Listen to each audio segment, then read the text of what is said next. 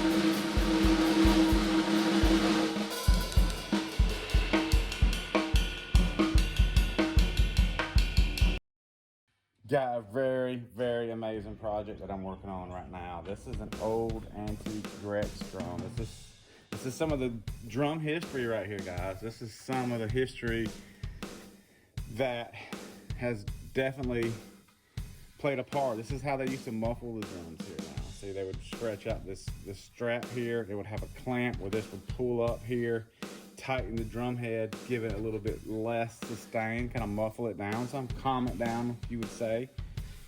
The edges are going to be round over right here at this front right here. And this drum really means a lot to this customer. He wants to get the edges touched up, but the problem is we're going to have to take some of the stuff here off. We got this part here is going to have to be removed. This whole system here is going to have to be removed. I done took this part here off. It was sitting just like that.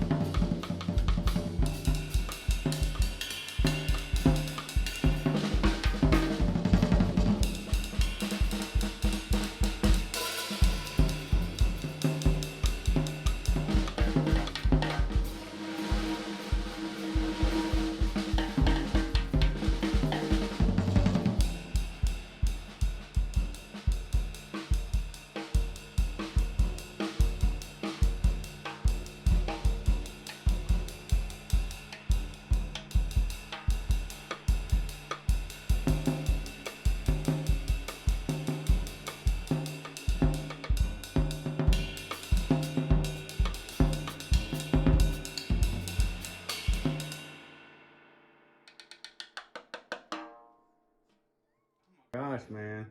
Dude, I noticed you play with this the snare drum kind of angled a little bit. Yeah, it'll,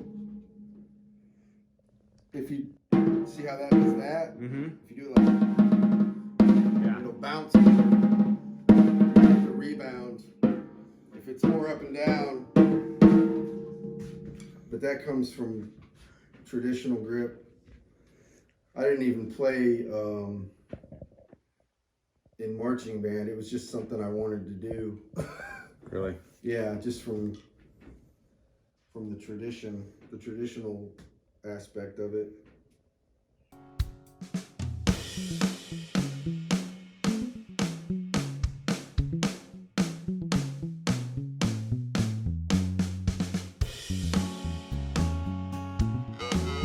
Just want to welcome everybody to an exciting episode of the Outlaw Process podcast. Today I got a very special guest today.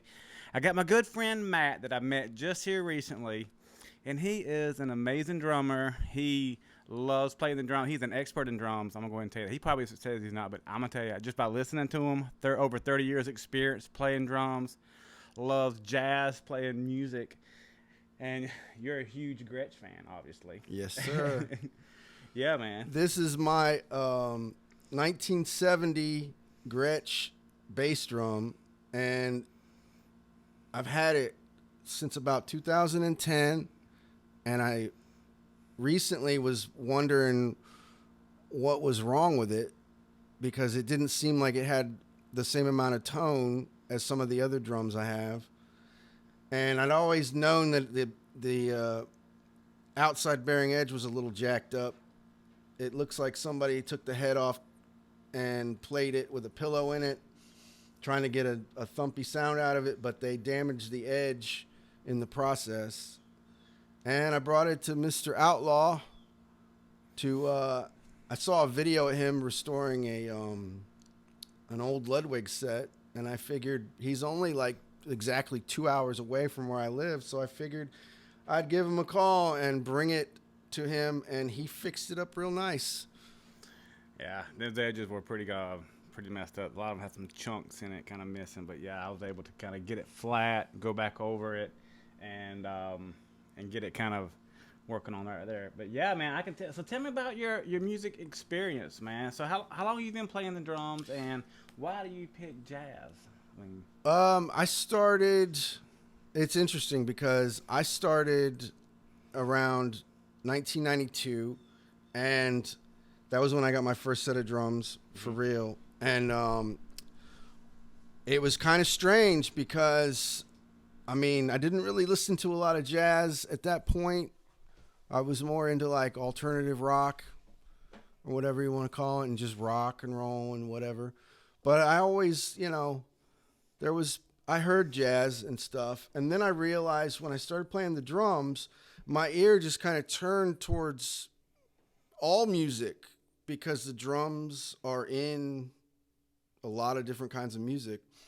And I noticed that there was a kind of a swing feel to certain rock drummers, especially like Mitch Mitchell. Mm-hmm. And any drummers from the 70s had a little bit of a swing to the way they played eighth notes, yeah, and whatever.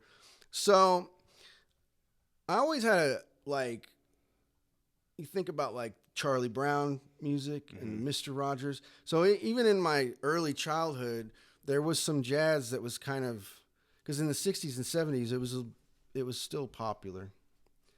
And it's kind of come back these days.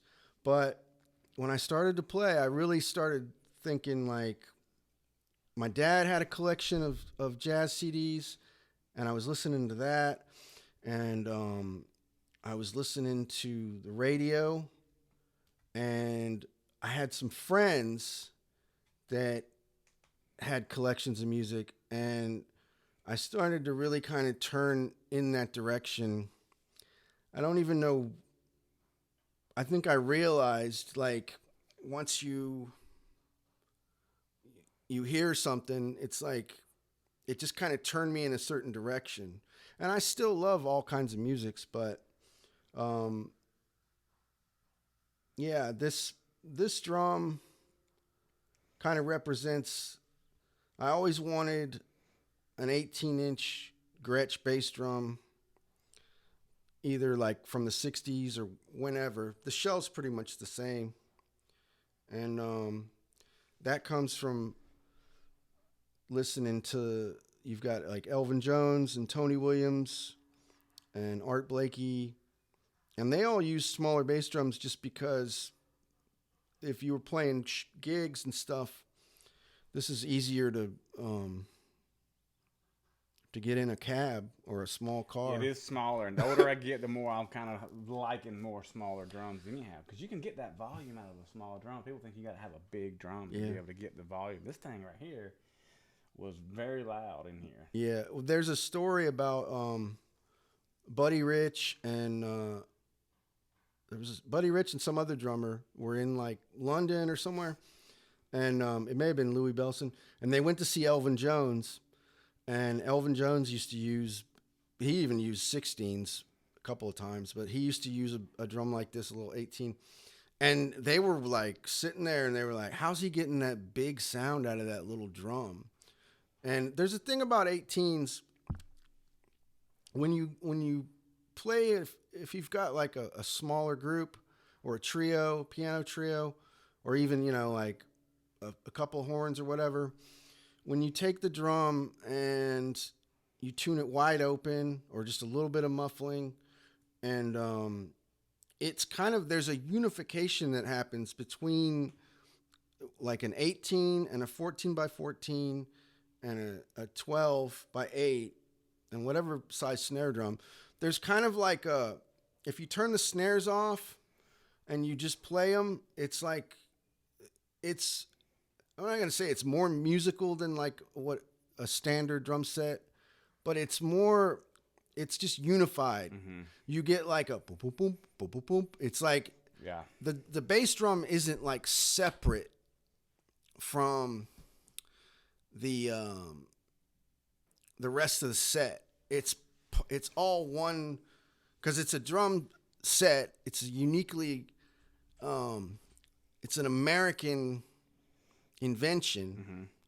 But I mean, in the early days of musical development, you had people using big, giant bass drums. They were using 24s, 26s, 28s.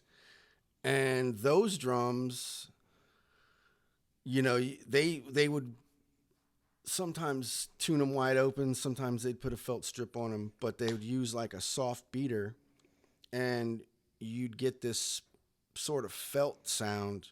You could feel it. Yeah. And they didn't have amplification really at all. They just had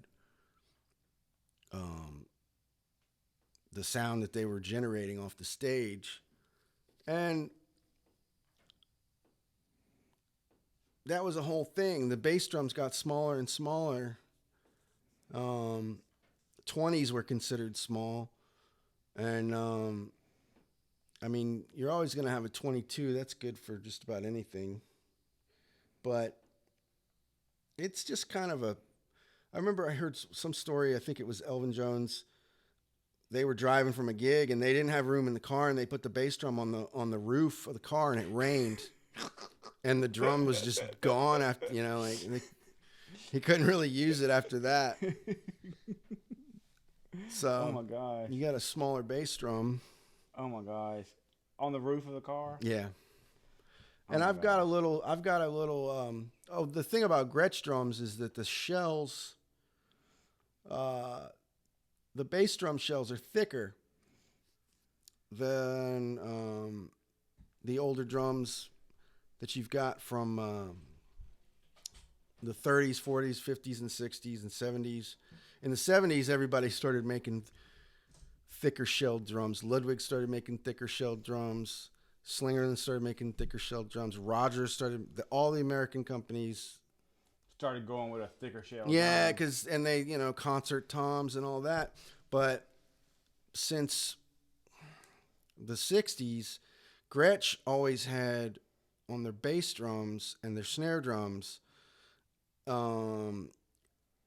anything like an 18 or bigger was, the shell was thicker. Yeah. And they had some snare drums that had thinner shells. You'll see them from time to time. And I think they went from 3 plies to 6 plies in the early 60s, or right around 1960. I see. I recently got a drum. I bought it off Facebook, and it's from this lady was selling it, and she wasn't a drummer. She just sells stuff. And it's a marching drum. It's like a parade drum, and it's 14 by 10, and it didn't have a bottom head on it, and the snare strainer's gone, but it's got the muffler part, the other side of the butt plate for the snare wires, and the top heads on it. But it's like I've never seen the Gretsch drum like it because it's probably from the early '60s. It's 6-ply. It's a thinner shell, and it's like it's got a it's like 3-tone. There's like kind of darker, maybe stained maple near the edges. Yeah. And then in the middle, there's like a lighter maple. And then there's 2 inlays that are mahogany. It looks like a mahogany, like a Honduran mahogany grain. And it's really thin. It's like less than 1/4 of an inch. And you can tell it's an actual inlay that goes around the drum. And I've never seen somebody, I posted it on a group on like Facebook or something. And they were like, yeah, it's probably a special order from the early '60s. Some high school or something, or somebody ordered and I'm like, I wonder how much more of these are floating around South Georgia, like just in somebody's barn or in their attic or whatever. Because having those rare one-off drums like that could be very, very valuable. I don't know if it's when the marching drums don't have as much of a like a following as the like these 18s and the snare drums, and there's certain finishes that were really rare. Yeah. I mean, you'll see the marching drums. Somebody told me to turn it into they're like cut off like 1 inch on the top and the bottom and make an 8-inch snare drum out of it. And I'm like, I don't know. Yeah. The snare beds are real short and they're real deep. And I'm like, I don't know what to do with it. Yeah. But the parts are like worth what I paid for at least. Yeah. I'm like, maybe I'll just keep it around. Yeah, I know Gretsch is known for their special sound, and I think a lot of it has to do with the kind of bearing edges that we went with to kind of go back matching these. These was not a standard 45. Right. We had to order a special bit to get the edge exactly like it was before. And maybe that kind of why the Gretsch just kind of has that known sound, you know. Yeah. It's that and the thickness. I think that's what I was going to say before, is that I think on the bass drums especially, I've always heard, I mean, I've been playing for 30 years, and before the internet, it's like you'll hear stuff, and like there've been old drummers that I talked to, and that's how they figured out where all this stuff comes from. But the old Gretsch drums, the shells are thicker, so the bass drums are louder. They're like, they've still got a lot of tone to them, but they've got like this thing that like carries through a band, especially back in the old days, and they didn't have PAs on everything and microphones. There was a thing where, like, you know, the old drums, the old Slingerlands and the Ludwig and the thinner shells with the reinforcement rings, they sound great and they record really well. And but the Gretsch bass drums could like kind of drive a band, like cut through a band in the old days, even the small ones and stuff. And their Gretsch was like different than these other brands because they didn't have reinforcement rings on the shells. Jasper made their shells, and Jasper made Rogers shells. There's guys out there that know all about the Rogers stuff, and it's all documented, and they've done so much detective work on all this stuff. The guys that are into the Rogers drums even had, I was listening to a podcast, and the dude had like a guy that was a wood expert that was like taking the wood apart and looking at it under a microscope, literally, and figuring out what the composition, because there were people saying that Rogers was using birch and maple, and like they were trying to figure out when they started doing that and everything. And these guys are like, they've really put a lot of time and effort into figuring out the old drums. Exactly. And he had figured out that Keller was supplying them with shells. There was like an overlap because Rogers used to get their shells from Jasper too, back in like the late 50s or early 60s. Someone will probably tell me where I'm wrong on it. But I think they would put reinforcement hoops even on the ones that were and Camco, that's another company. Yeah. Camco used Jasper shells from what I understand too. Yeah, there's no. What's these little cuts all in the drum? I have no idea. It's like somebody's nephew sat there and with something and just like chop. I don't. I mean, I don't know if that's just from the claws. I mean, that would have to be a lot of and being taken off and put back on so many times. Even the claw wouldn't claw it like that. Though, no, I don't know. I mean, it's like I said, somebody's nephew could have just been sitting there.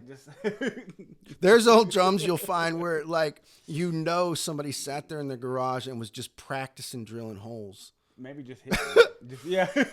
There really are. There's some old drums where it's like, it looks like somebody was just, because you know how when you're a kid or whatever, you're like, Dad told me to get a bar of soap and put the drill bit through it and just going to practice on this old drum for a while. So why do you like old drums so much for, man? Why not just buy a new drum set? Well, I mean, the new Gretsches are pretty good. I've got a new Gretsch snare drum that's pretty good. But there's people who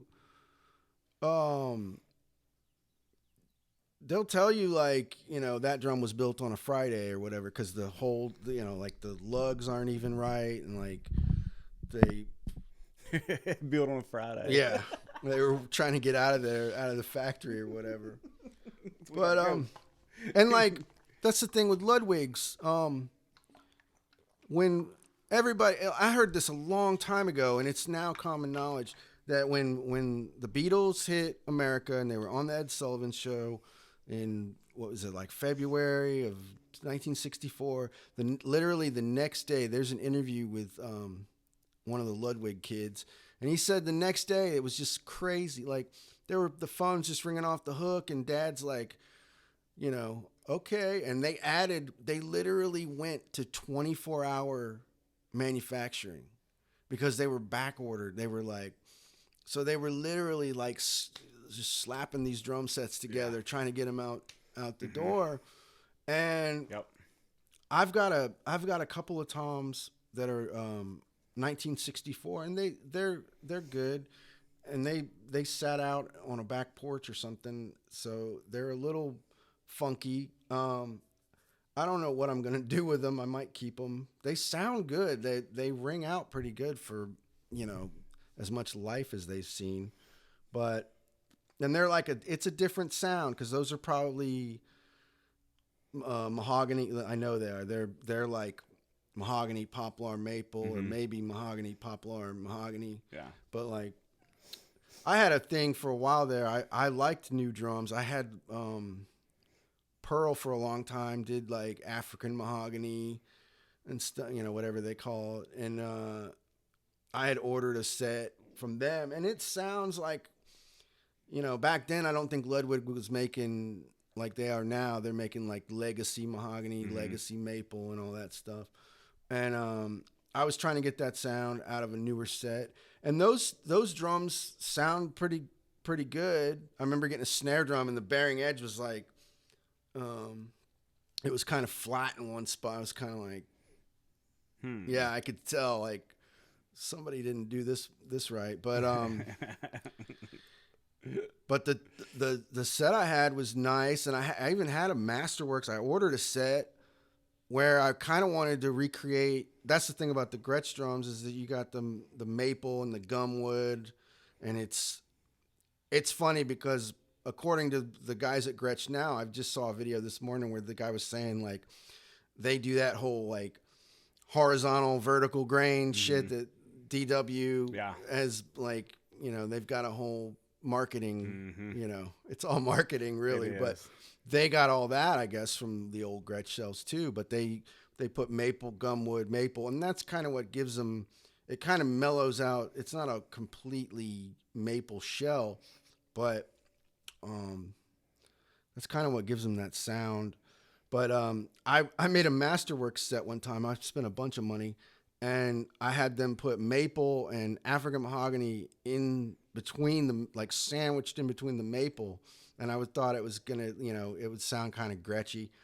And but they still were only doing like 45-degree bearing edges and stuff.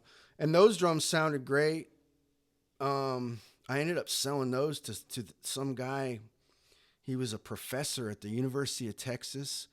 And I looked him up, and he was like an internet economic genius kind of guy. Like he taught that stuff at college, and I found video clips of him on CNN and stuff. Internet commerce guy. But anyway, he bought that set, and he had a storage unit. He was keeping all this stuff from his wife. I don't think she knew how many drum sets he had. But then next thing I know, I look, and Gretsch is actually making, or Pearl is actually making maple gumwood maple shells. Like they're basically copying Gretsch shells. So, if I'd have waited a few more years to blow some more money, I could have done that. Drum head. So are you a purist where you have to have the exact same kind of drum heads, or would you put a muffled drum head on this kit? I've put super kicks, Aquarian super kicks on it, and it sounds, that was on before you did work on it.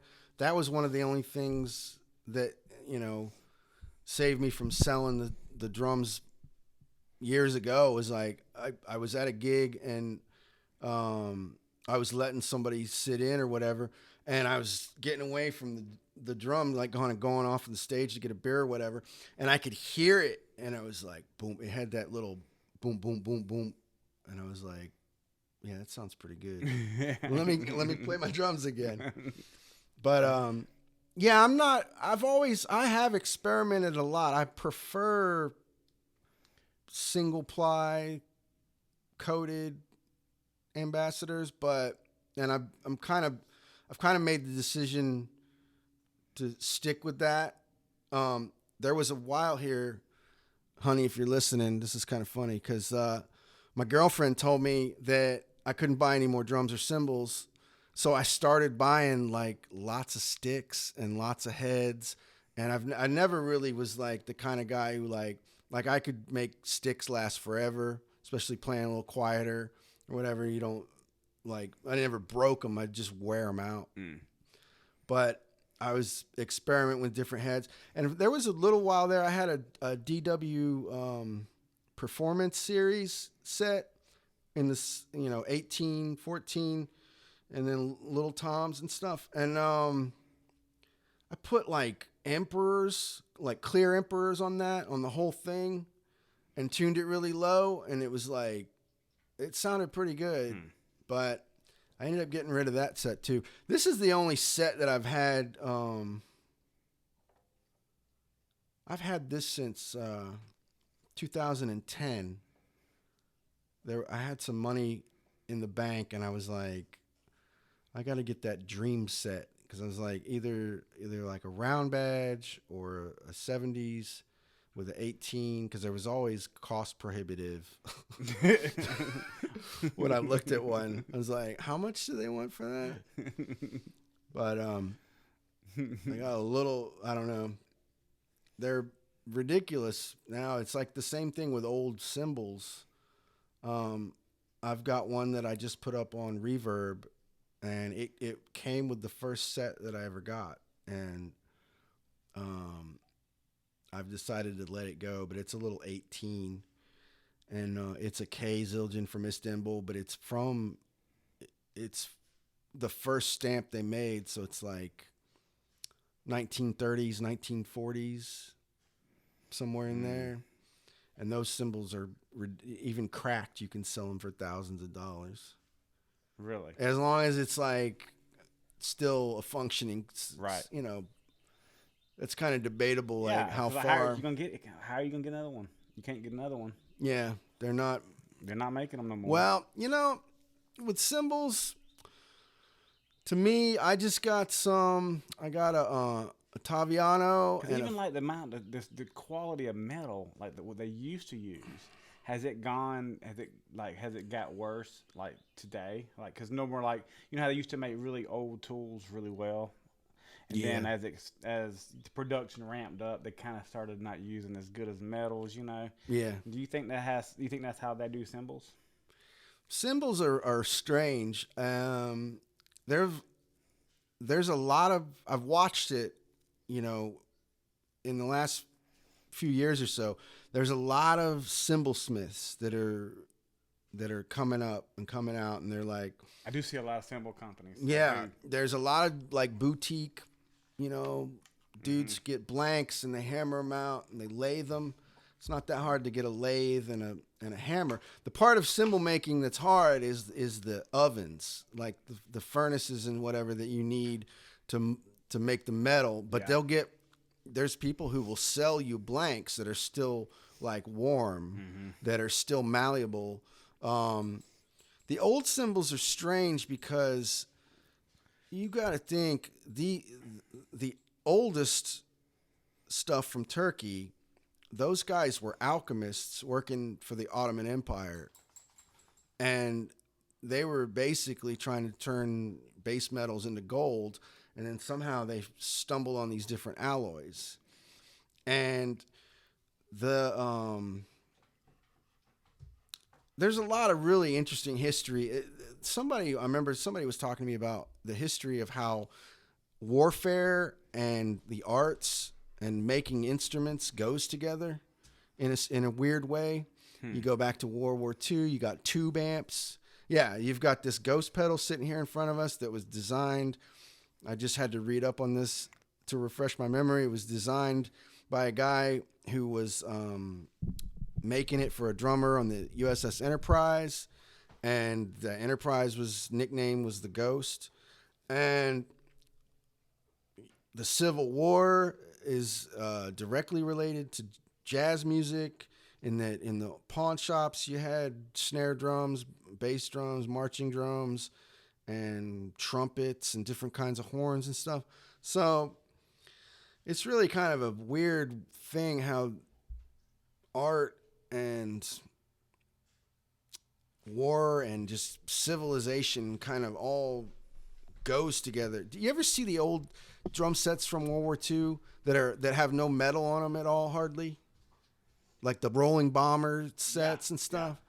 And they don't really, they're kind of like just a weird little historical thing. They don't really fetch all that much on the market or whatever, but they're there, you know. It's like Slingerland and Ludwig, I think, both made different drum sets that were composed mostly of wood. So the lugs, I think the only thing they used was pretty much like tension rods because of the rationing of all the metals and everything during the war.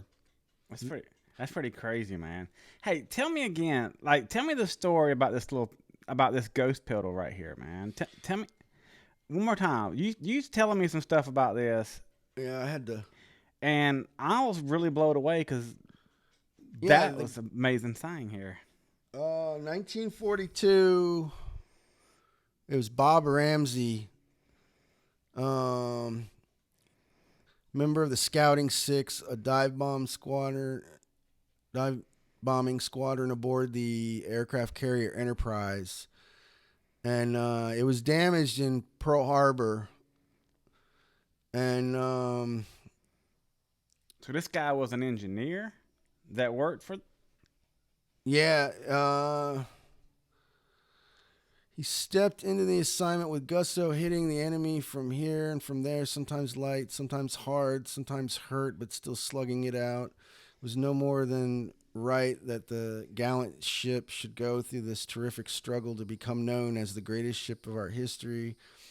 It was in between battles that Bob was designing a pedal for the drummer on the ship, and during this time he discovered the action he had been searching for. So, after coming home on a disability, he proceeded to obtain a patent.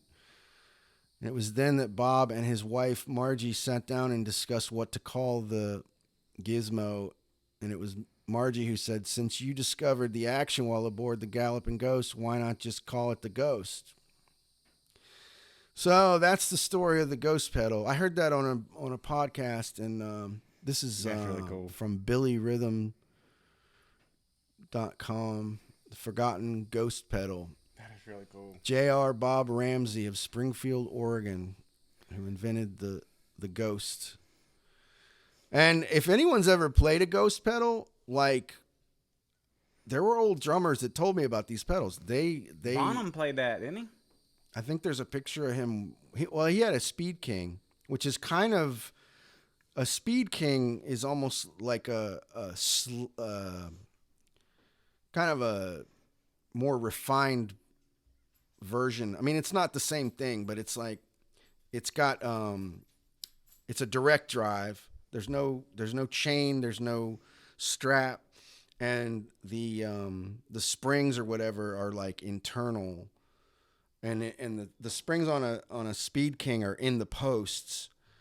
And I started out on a Speed King, and like I recently got one, and it was like putting on an old pair of shoes again. You know, like it felt. I was like, oh, there's that feeling. And when you play one, they recently started remaking them, and from what I gather, they're a lot like the old ones. I mean, the old ones aren't without their problems. They squeak, and they wear out after, you know, you got to play them for a long time for them to wear out, but they've been around so long, they wear out. The springs wear out on them, right? Yeah, well, like the parts are just kind of weird, but the ones they're making now are just supposedly they feel like the old ones. And it's really strange because when I played it recently, the one I have, it's pretty functional. It's a little sticky, but it works. And it's got this feel to it that, like, if you try to kind of emulate, like, John Bonham type stuff, you can feel like, okay, that's the way he was getting these, like, weird triplets and stuff, mm-hmm. And the way it feels, the way that it throws, you can kind of, like, fall right into that way of playing. I don't know if there's any other drummers out there that had that same kind of thing from the 60s and 70s, but they do have a real specific sort of feel to them. And when you play that pedal, it's like, oh, I can see how he got that sound. You know, if you put the right bass drum in front of it. Yeah. Who's your favorite drummer, man? Who you like to follow and watch right now? I mean, I know it changes, like, depending on the year and depending on what mood I'm into, will actually depend on my favorite drummer as well. Who's your guy that you really like listening to? I don't know. I think I really like Tony Williams a lot. And that's kind of what we were talking about with bass drum sizes and everything. It's kind of a strange one because when Tony started out, he was really young, and he was playing with Miles Davis in the early 60s, and he was like 17 years old. And they chose, like, he was a prodigy, literally like a prodigy. And he used small bass drums, pretty much like 20s or 18s. And there was a point in the 70s where he went from an 18 to a 24-inch bass drum, because he went from playing in like in quintets and smaller bands and stuff like that to fusion. And there's a picture of him that I've seen where he's playing with John McLaughlin and what is it, Jack Bruce from Cream, the bass player. I think that's the band. And it's like he's still got a little 18-inch bass drum, and there's an interview where he said that he just couldn't hear it anymore, and when he put the 24 up, he could like feel it in his chest. And then there's footage of him giving a clinic in Dallas, and it's like,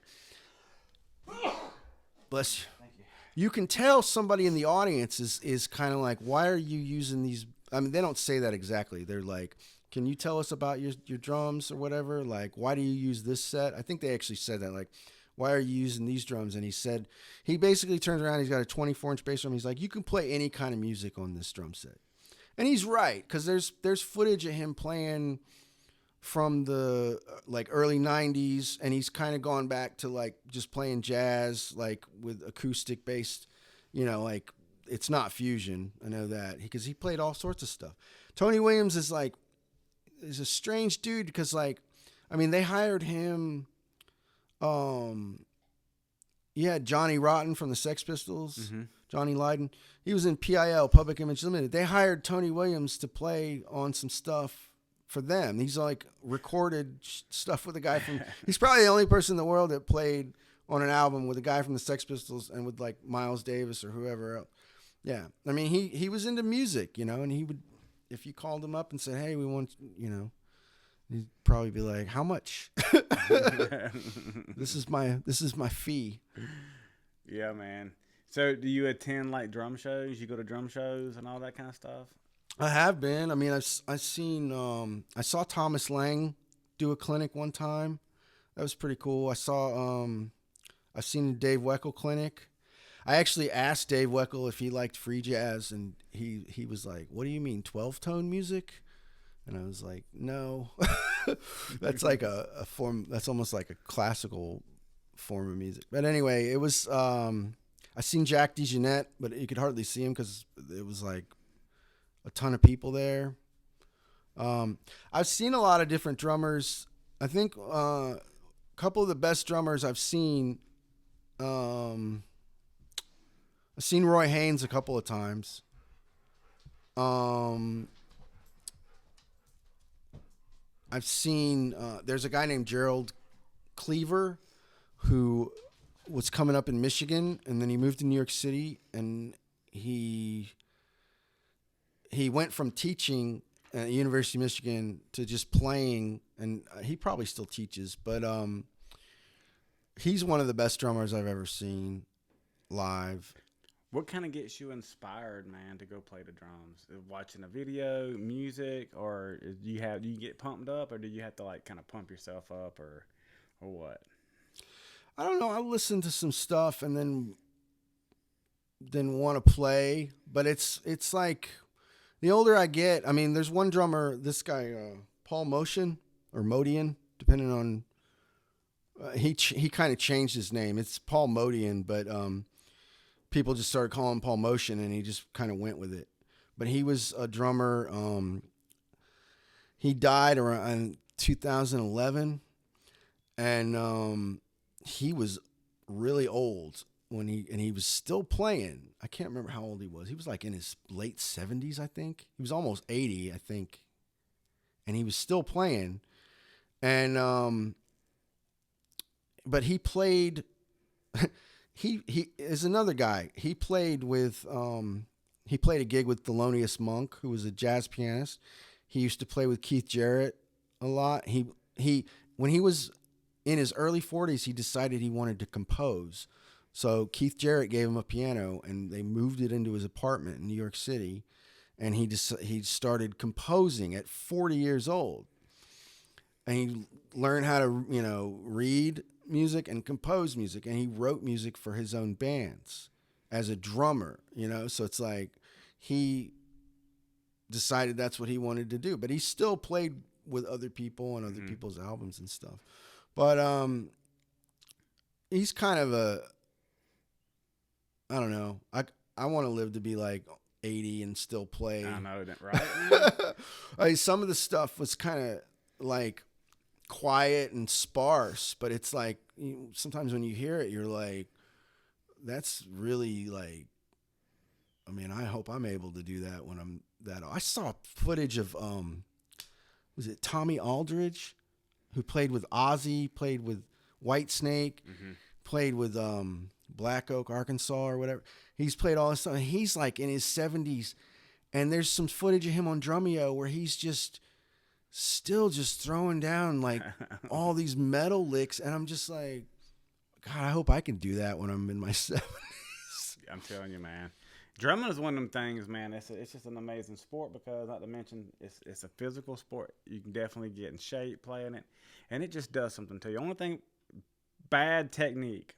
Do you know anything about the bad technique, having the wrong technique, how it'll mess your elbows up?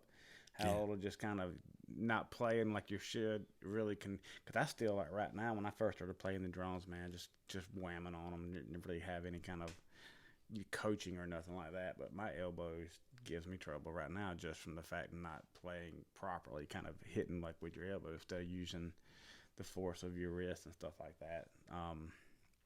Really kind of messed me up early on that.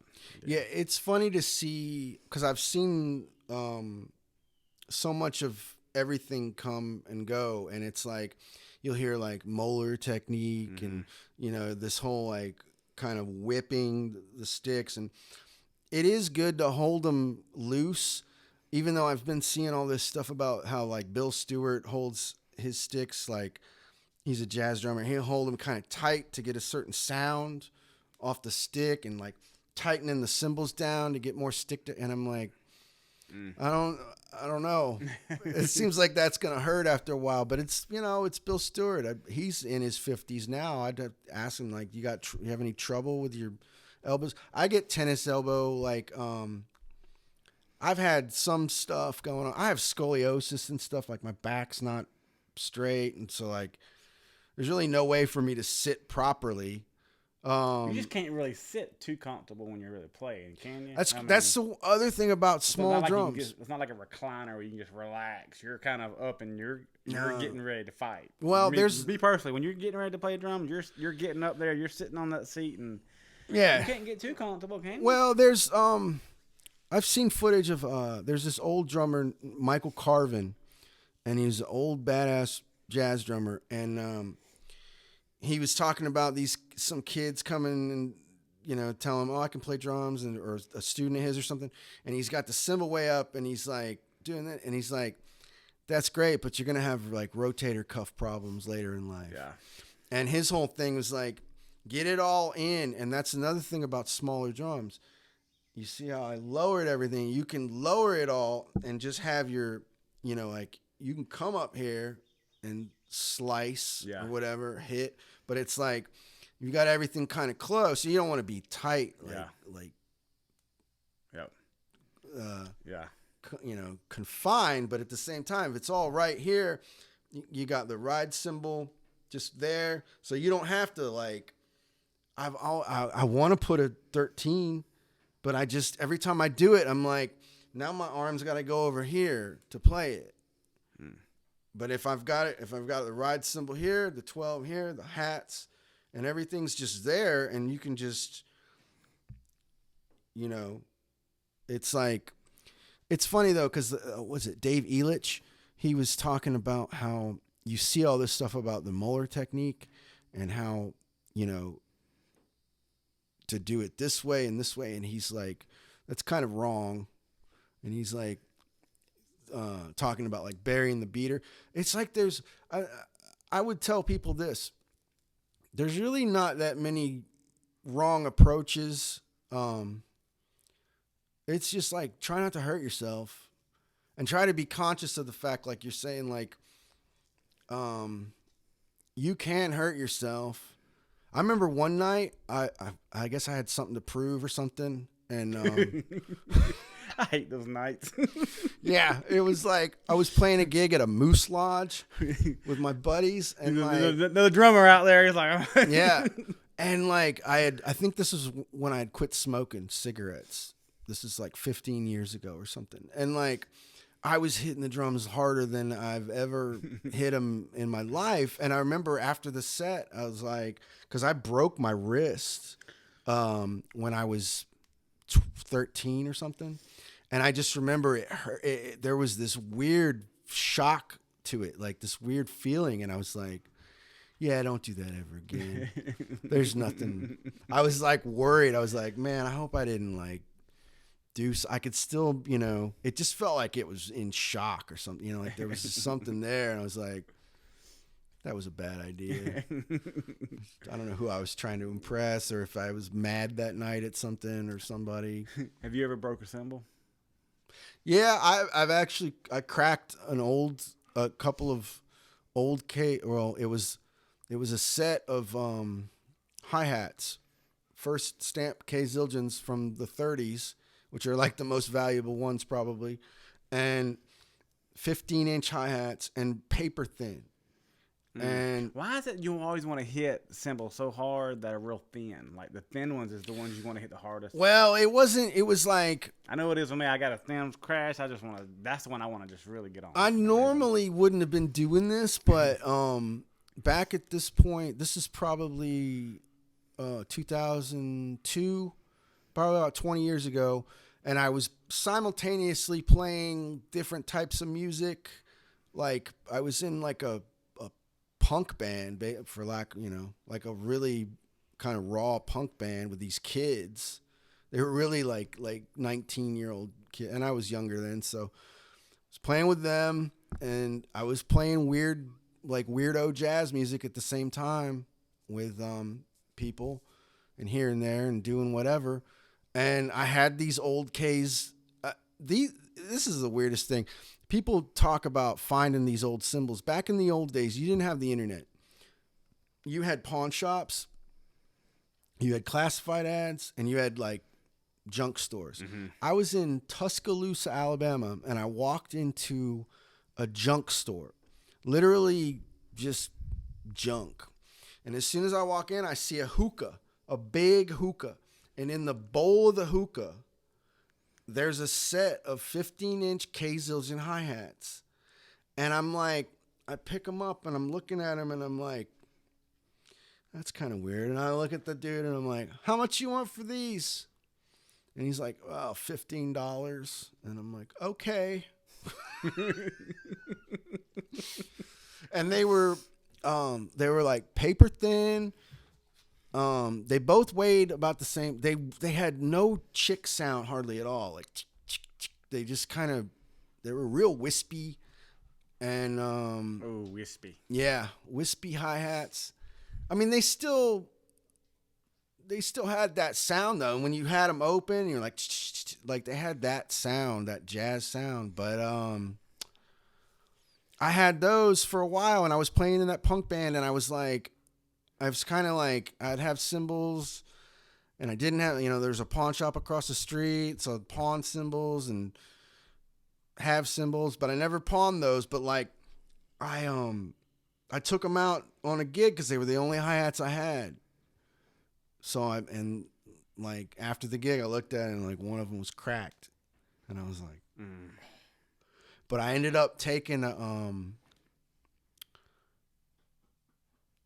there's a thing about old cymbals and cymbal repair. I've watched this stuff come up too, like drilling it where the crack is. Yeah, the crack was on the edge. So I just took like a Dremel, and like what you do is you go at a low. You don't heat the metal up too much, because when you heat the metal up, it messes up the temper of the metal.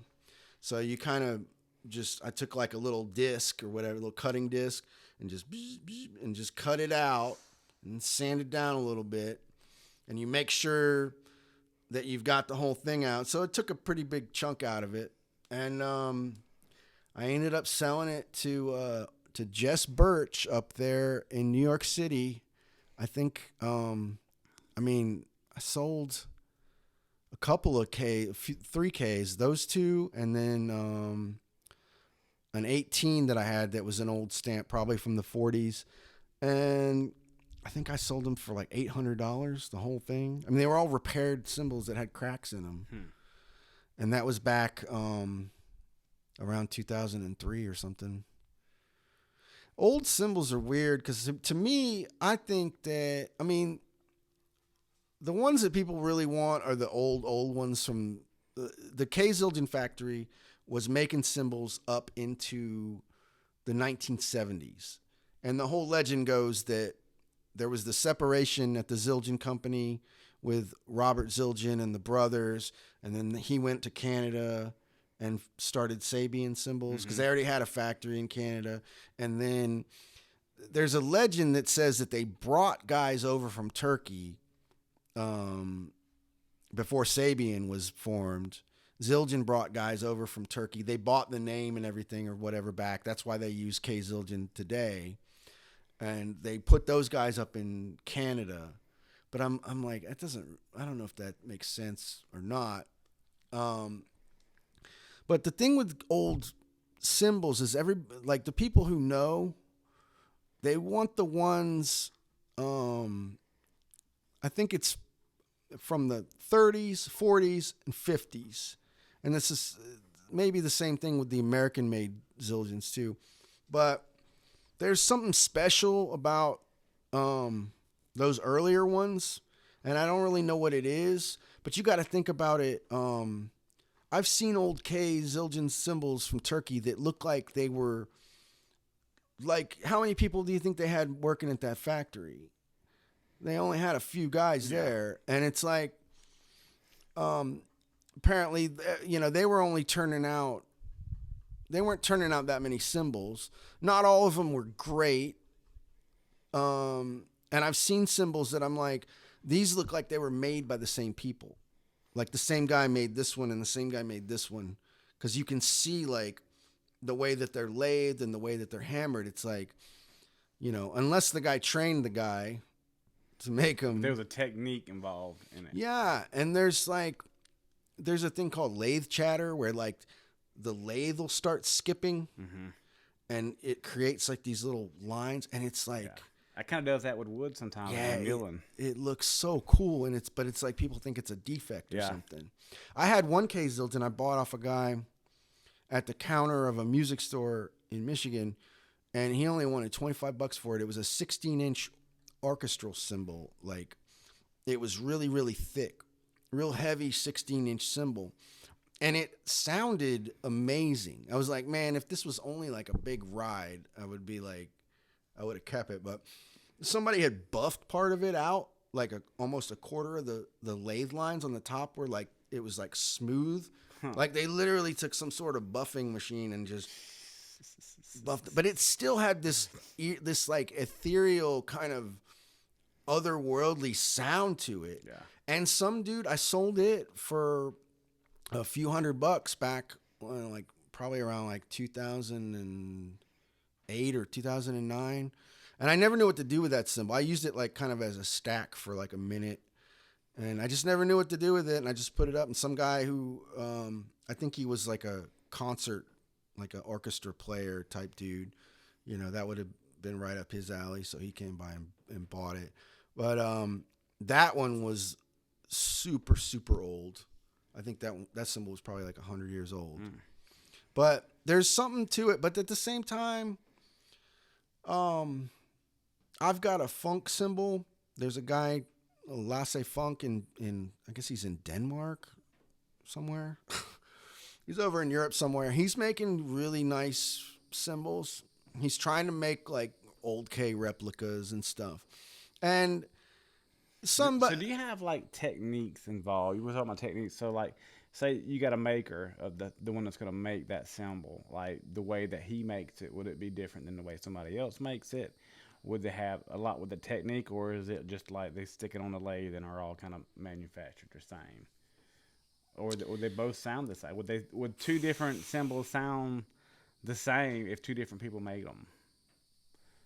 I think there's something to that. I think that because you've got like Paul Francis worked for Zildjian since he was like a kid, and then they fired him. They let him go in like 2019 or 2020, and for a little while now he's been making his own cymbals, and he went from having everything Zildjian had at his disposal and working with them. I've got a prototype cymbal that he made, and it's beautiful. But then he went from that to he's like, renting out a place or working out of his garage. And he was talking about different lathes and stuff. And like the old lathes were like foot driven, I think, like a player piano thing or something, like they didn't have electricity everywhere or whatever. But like, he was talking about that with these kids that are coming up trying to make cymbals, and he's like, I don't want them to, because he's got a nice lathe that's like really powerful, and he's like, I don't want these kids having access to that because they might hurt themselves or whatever. Something comes off flying off a lathe. Yeah. It's like a bullet. There used to be a guy named Mike Skibba who he died a while back, but he was one of the first guys I'd heard about who was making cymbals and remaking. Like they would take a an old A Zildjian from the 70s and start hammering on it and like maybe shave some, you take a thick old cymbal from the 70s, a thick ride, and you shave a bunch off of it and reduce the weight down. It's going to sound different. And, but there was a thing, I think I saw something in a forum. He was talking about how one time he had that cymbal on a lathe and it's spinning and all of a sudden it's behind him and it bounced off the wall and flew past him or what. Yeah. You got to be careful with that to make sure everything's bolted down. And that's what Paul Francis was talking about. He said he had like a pneumatic thing on. It's like a saw blade in a sense. I mean, it's spinning. It don't have no Yeah. blade, but if that thing comes off, Oh, yeah. I mean, somebody's gonna get hurt. It's going pretty fast across the room. Like a frisbee. Yeah. Yeah. Depending on how sharp that edge is. But these kids that are there's a guy named Justin Ottaviano who's making cymbals, and I've got a Funk and a Ottaviano, and there's a guy in I think South Carolina, North Carolina, Revere Drums. He's making cymbals. There's a bunch of different. Matt Nolan. There's a bunch of these guys out there. There's a guy in Australia, Craig Lauritsen. There's people everywhere that are modifying existing cymbals and making their own. And like I said before, the hard part is like, it's one thing to have an anvil and a good hammer and a lathe, but it's a whole nother thing to have a place where you can have a foundry and melt down the metal and get your own stuff going that way. But, it's hard to get the metals and stuff over here in the U.S. too. I mean, that's why a lot of them over there in Turkey and stuff like that, they're kind of in the central location where they have access to all these metals. Over here, it costs at the yin yang to be able to get some metal brought in to be able to make those. That's why I don't know of, like, I don't know of any like local cymbals makers that can be. Most of the people that I know, they're making them somewhere else and bringing them in. Yeah. It's weird. I just had this thought. I was listening to them talk about the Rogers drums, and it was the Keller company. There's a whole podcast, a drum history podcast, where they're talking about the Keller shells, because you got drum builders too. Back in the early 90s, you had like GMS, and you had Joe Montanari, and these guys, and they were kind of these little drum companies like popping up, and they were mostly using Keller shells. Yeah. Because that was like who had the shells. And like nowadays you got like Precision Drum, and you can get shells. I mean, you're doing a whole different thing with your operation, but the Keller shells, that was connected to the military. It goes all the way back to that thing. Ooh.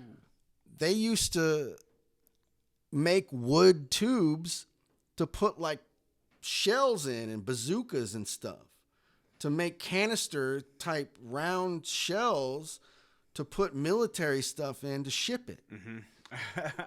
There's a drum right there. Yeah, it's a drum. It's a drum shell. So like that whole thing comes literally full circle. Yeah. No pun intended. But yeah, when I heard that, I was like, oh, that's nuts. That is insane. Yeah. That is definitely insane. You see a lot of that, man. That's crazy. Yeah, man. I tell you, I love some drums, man. I love some drums, and I just appreciate you being on the podcast show, man, Matt. Is there any kind of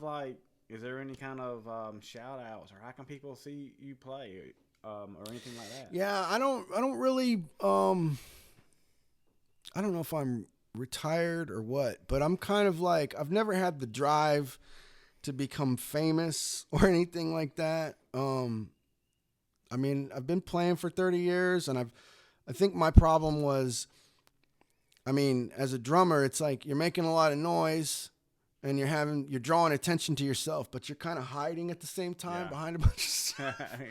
So, one really weird thing was I used to busk in Austin, and I proved to myself that I could pay my rent by playing the drums, but it was doing something you love. But it was unorthodox in that regard, that I would just go out in a place that was a big city with a lot of foot traffic, and I could go out on the weekends and make my rent and not really worry about anything. You know, I could feed myself and pay my rent that way. But these days, I just pretty much play along with a lot of music that's, you know, drumless jazz music. There's a lot of that stuff out there. Yeah. There's a lot of trio music where it's just a piano, a bass, and a guitar, or, you know, some horns. I've found a lot of stuff, you know, in the history of recordings. It's like there's a lot of people who recorded without drums,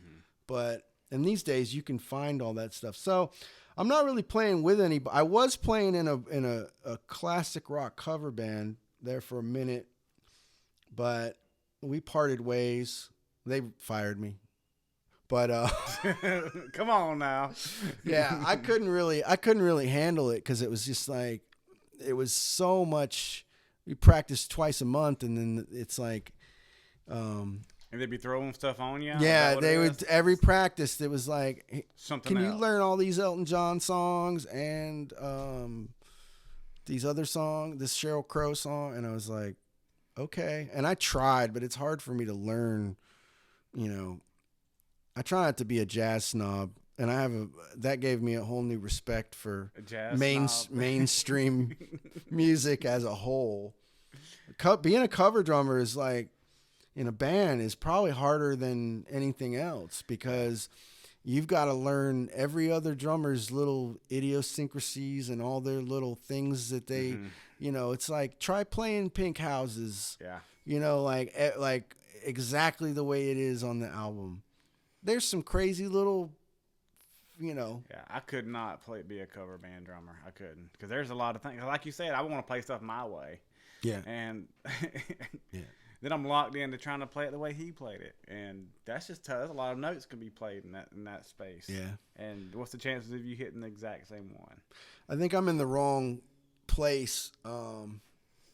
Down there in North Florida, there's nobody. I mean, there's people in Jacksonville, but where I lived, it's like I told this drummer, there's a guy named Jack Miller who lives in Jacksonville, and he came and bought some drums, and I said, my dream or my goal at this point in life, getting old, is like I just want to find like a little group, like a pianist and a bass player maybe, and just play in a trio, just play real quiet, you know, brushes and like a steak, you know.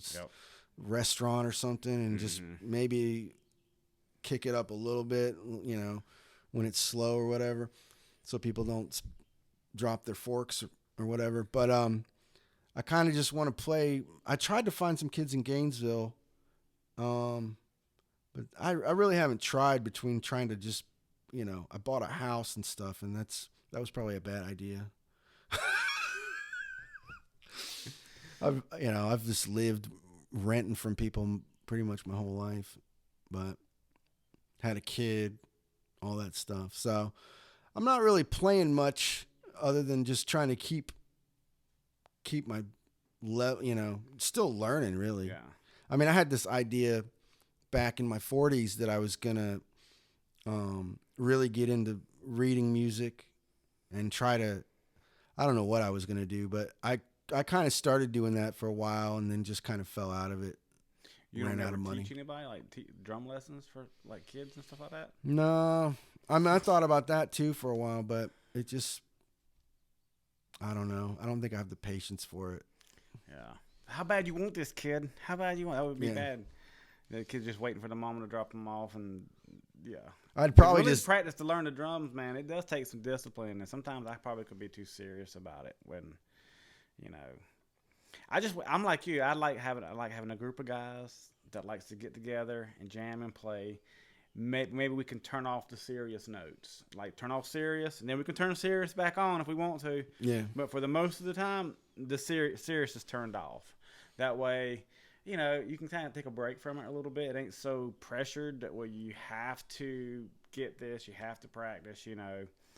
But I get it. Sometimes you have to have the serious turned up so you can learn and this and that. But I just, you know, here lately I've been loving producing music. I've been producing music here for the past couple of years and doing a lot of it on the computer, which is insane of what they could do now with, you know, to be able to duplicate drum sounds. You know, basically they get sounds that we made playing the drums and record them and put them in there and sync. And yeah, it's definitely a huge game changer.